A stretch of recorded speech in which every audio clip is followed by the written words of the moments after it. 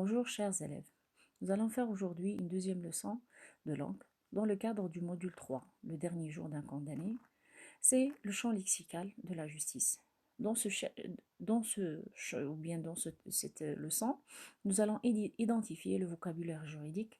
Vous allez pouvoir connaître quelques termes, leur signification, afin d'enrichir votre vocabulaire et de mieux comprendre ces termes-là.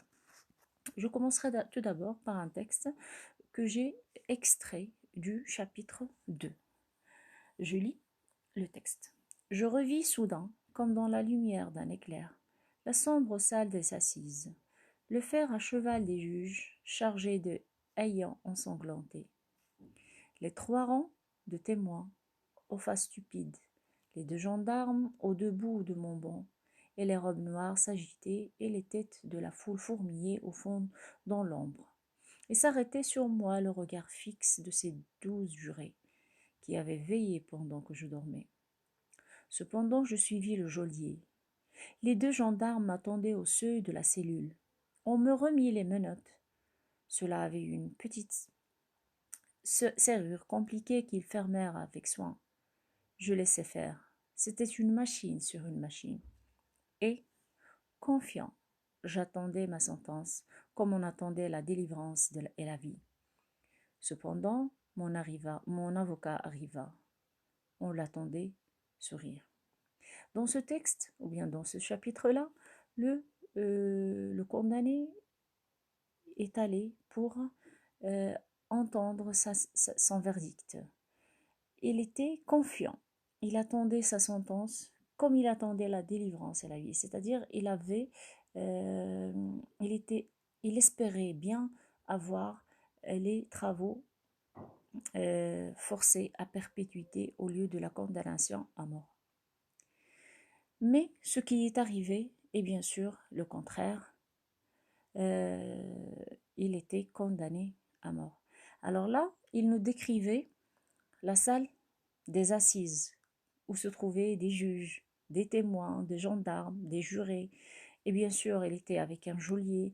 Il attendait la sentence et bien sûr, et aussi son avocat. Comme vous voyez bien ces termes-là, tous se rapportent au champ lexical de la justice. C'est pour cette raison-là que je vous ai présenté un tableau dans lequel je vous ai expliqué quelques termes afin d'enrichir votre vocabulaire. On a le terme procès. Qu'est-ce que c'est que procès? Le procès, c'est une procédure juridique, c'est une affaire. Donc là, une procédure juridique en face, après bien sûr, une accusation. Un crime, c'est un acte blâmable que l'on condamne. Tout acte qu'une personne fait et après il est condamné, c'est-à-dire comme le vol, l'assassinat. La salle d'audience. Qu'est-ce que c'est que la salle d'audience? C'est une salle où se déroule une séance dans un tribunal. Le tribunal, vous le savez bien, c'est aussi le mot tribunal, il fait partie du champ lexical de la justice. C'est là où, bien sûr, on trouve des juges, des avocats. Alors, le juge. Alors, le juge, c'est un magistrat chargé de rendre la justice. L'avocat, c'est une personne chargée de la défense d'un accusé. Il défend l'accusé. Le procureur du roi, c'est un magistrat qui exerce la fonction du ministère public dans un tribunal de grande audience, de grande instance. C'est-à-dire que le procureur général ou bien le procureur du roi, c'est celui on dirait pas, qui culpabilise le criminel ou bien l'accusé. On a un avocat, c'est le contraire d'un procureur général, c'est-à-dire la fonction de l'avocat est tout à fait le contraire de celui ou de celle du procureur du roi. Le témoin. Le témoin, c'est une personne appelée en justice pour dire ce qu'il a vu. Tout simplement un témoin. S'il a vu, par exemple, quelqu'un en train de voler, alors on l'appelle pour dire ce qu'il a vu. C'est un témoin. Les jurés. C'est un ensemble de citoyens appelés à juger une affaire criminelle.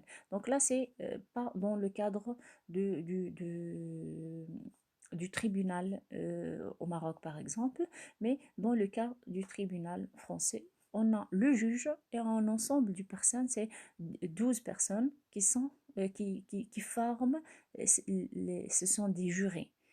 Ce sont des ensembles de citoyens qui sont appelés à juger une affaire pour que le juge ne fasse pas une soi-disant une sentence ou bien n'arrive pas à un jugement seul. Il faut qu'il y ait des jurés aussi. La sentence, c'est le jugement, c'est le verdict. Alors l'assesseur, c'est un magistrat adjoint du juge. Adjoint, c'est-à-dire, c'est celui qui aide le juge. Préméditation. La préméditation, qu'est-ce que ça veut dire préméditation? Action de préméditer un crime, commettre un crime avec l'intention de le faire. Par exemple, dans le cas de tuer une personne, on peut tuer une personne de deux façons. Soit accidentellement, c'est-à-dire le fait de frapper quelqu'un ou bien de le pousser, il tombe, il meurt sans qu'on le fasse exprès. Et la préméditation, c'est d'aller pour vraiment tuer cette personne-là. Alors là, on a une préméditation. Les travaux forcés, c'est la peine qui obligeait un condamné à travailler dans un bagne, dans un tol. Alors là, les travaux forcés, c'est passer le reste de sa vie en travaillant. On les appelle les forçats. Le greffier, qui est le greffier? C'est euh, le scribe de la justice. Il est chargé de conserver la totalité des jugements. L'arrêt de mort, décision conduisant inévitablement à la mort, c'est la peine de mort. L'arrêt de mort, c'est-à-dire une fois qu'on a l'arrêt de mort, c'est-à-dire que le condamné, il va être condamné ou bien exécuté à mort. Le pourvoi. Le pourvoi, c'est une demande à la révision d'une sentence. Alors, quand on a une sentence qui se passe, ou bien c'est un jugement qui est déclaré en premier lieu, puis on a un pourvoi. Un pourvoi, c'est-à-dire c'est c'est une demande de révision afin d'avoir une deuxième sentence. Les plaideurs. Les plaideurs, ça vient de plaider. Plaider, c'est-à-dire un avocat et procureur général. Il plaide, c'est-à-dire c'est dans il plaide, c'est dans le but de défendre l'avocat. Pardon, dans le but de défendre le, le criminel ou bien, pardon, le criminel ou bien l'accusé. La grâce. Alors la grâce, c'est un pardon. On dit la grâce royale. La grâce, c'est le pardon accordé à un condamné. On voit par exemple au Maroc, quand on a, c'est vers le Ramadan ou bien pour les fêtes nationales ou bien pendant les fêtes, bien sûr,